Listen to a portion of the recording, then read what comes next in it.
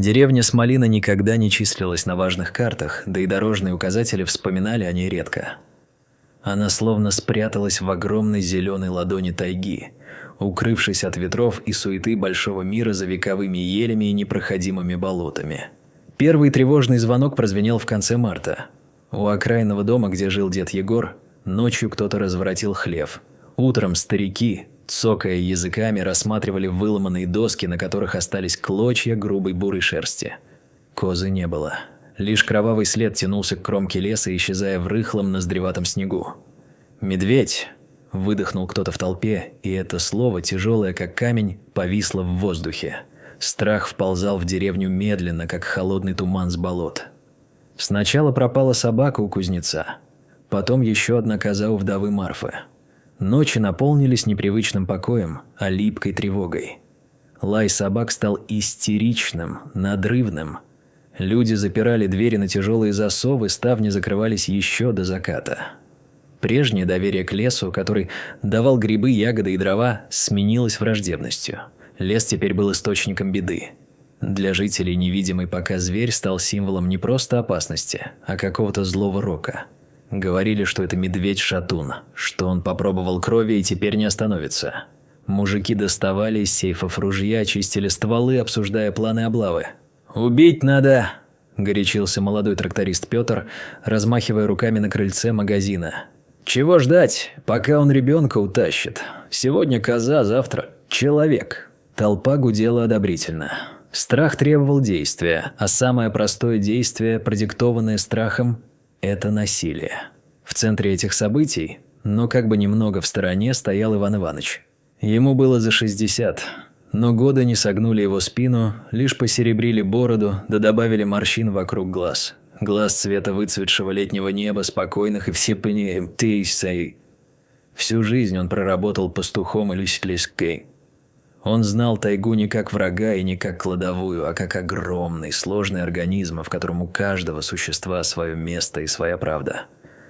Когда нашли растерзанную козу соседа, Иван Иванович первым пришел на место. Пока остальные громко возмущались и проклинали хищника, он молча опустился на колени в грязь.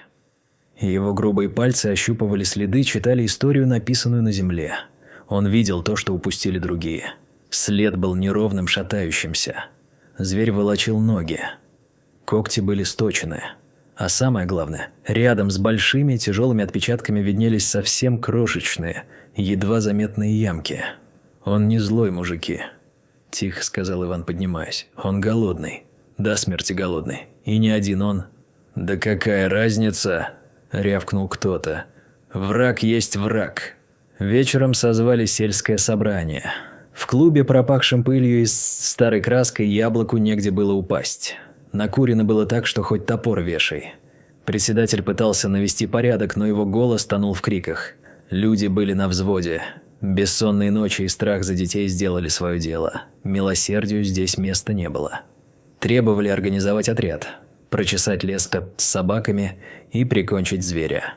Иван Иванович вышел к трибуне не сразу. Он ждал, пока первая волна гнева схлынет, разбившись о крики. Когда он поднял руку, гул немного стих. Пастуха в деревне уважали за справедливость и рассудительность. «Вы хотите крови?» – начал он, глядя не в зал, а куда-то поверх голов, словно видел сквозь стены тот самый темный лес. «Вы думаете, убьете медведя и страх уйдет? А если это не убийца? Если это мать, которая с ума сходит, потому что у нее молока нет, чтобы дитя кормить?» По залу прошел ропот.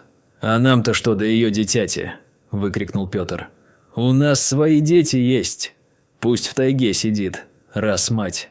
А пришла к людям – пулю в лоб». «Тайга пустая в этом году», – твердо возразил Иван. «Ягод не было с осени, зима лютая, весна поздняя. Зверь не от хорошей жизни к дыму человеческому идет. Он идет, потому что выбор у него простой. Или пуля, или голодная смерть. Мы же люди. У нас разум есть, а не только инстинкты». «И что ты предлагаешь, Иваныч?» – спросил председатель, вытирая пот со лба. «Пригласить его на чай?» «Я предлагаю накормить». В тишине слова прозвучали как гром. «Дайте мне один день. Не стреляйте завтра. Я пойду в лес. Если я не прав, Сам ружье возьму и пойду с вами.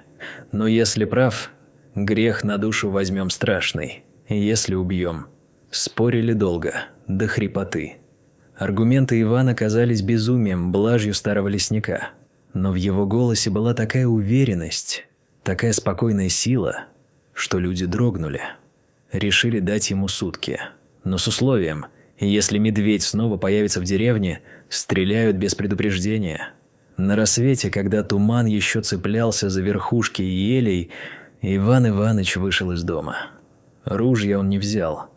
За спиной у него висел старый брезентовый рюкзак, в котором лежали 2 буханки свежего, пахнущего тмином хлеба и большой кусок соленого сала.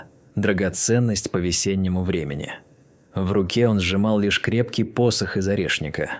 Лес встретил его сыростью и тишиной. Снег в чащобе еще лежал серыми, ноздреватыми островами, проваливаясь под ногами в ледяную воду. Идти было трудно. Ноги скользили по глине, ветки хлестали по лицу.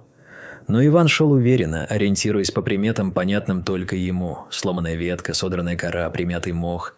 Он искал не врага. Он искал встречу. Час за часом он углублялся в тайгу.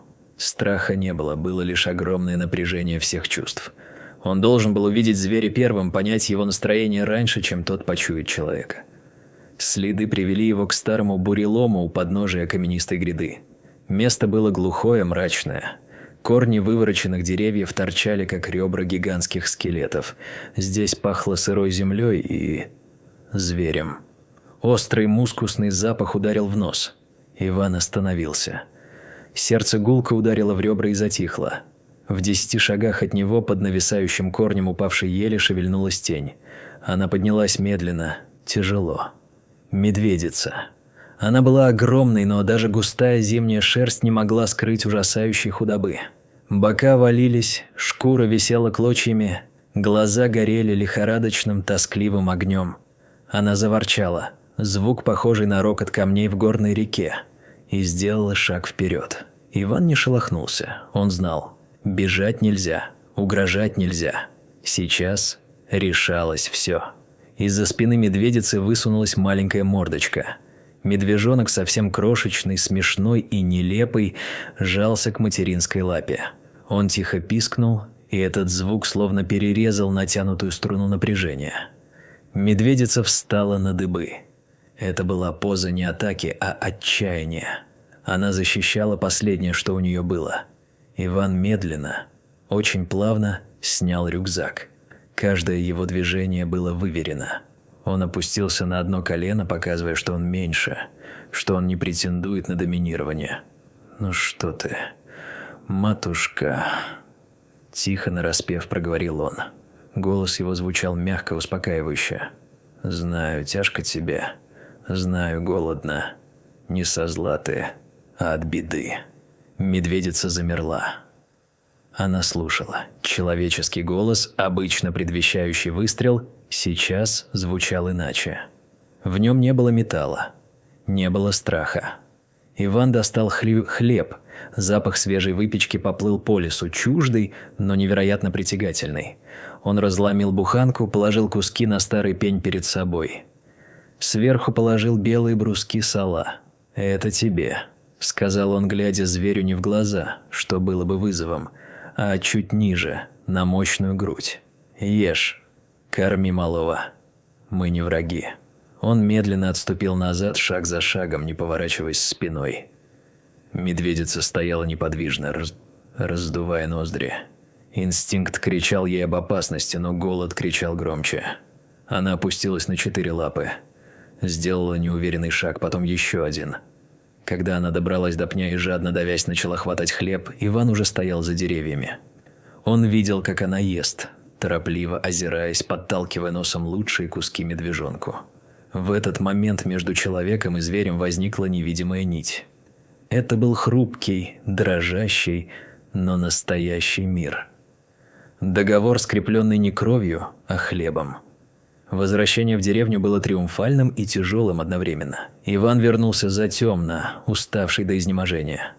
Люди ждали его управления. Увидев, что он жив и невредим, многие выдохнули с облегчением, но вопрос оставался: Где голова зверя?» «Зверя нет», – сказал Иван, оглядывая односельчан. «Есть мать с ребенком». Он рассказал все, как было. Про худобу, про медвежонка, про то, как она взяла хлеб. В толпе воцарилась тишина. Одно дело – охотиться на чудовище. Другое – убивать голодную мать, которую только что покормили с рук. «А хоть бы и так», – твердо ответил Иван. «Лес нам всю жизнь давал. Неужто мы обеднеем от мешка картошки до рыбы? Я предлагаю так. На опушке у старой делянки поставим кормушку. Будем носить туда отходы, рыбу мелкую, хлеб старый. Если она поймет, что еда там есть, она в деревню не пойдет. Ей люди не нужны, ей еда нужна». Предложение вызвало споры, но уже не яростные. Авторитет Ивана и его рассказ сделали свое дело.